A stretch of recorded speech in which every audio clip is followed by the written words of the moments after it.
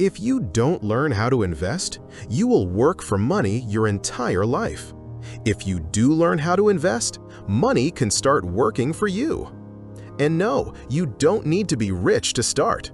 You just need to understand the rules. Most beginners think investing is risky. The truth? Not investing is riskier. Inflation quietly reduces purchasing power every year. If your money sits in a bank account, it's losing value. Step 1. Build the foundation. Before investing, pay off high-interest debt. Build a 3 to 6 month emergency fund. Understand your monthly expenses. Investing without stability is gambling. Investing with structure is strategy. Imagine investing $300 a month starting at 25 versus starting at 35. That 10-year delay can cost hundreds of thousands due to compound growth. Time matters more than timing. Step 2. Understand where to invest. Most beginners start with the U.S. stock market. Broad market index funds track companies like Apple, Microsoft, Amazon, Nvidia. Instead of picking one company, index funds spread risk across many.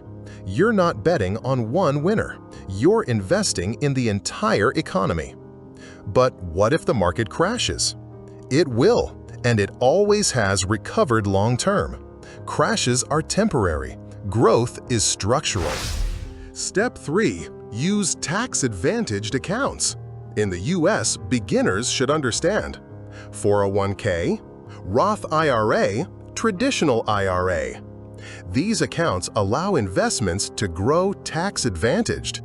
Taxes silently destroy returns. Smart structure protects them. The wealthy don't just invest, they invest efficiently. That's a big difference. Step 4. The power of compound interest. Compound growth means you earn returns on your returns.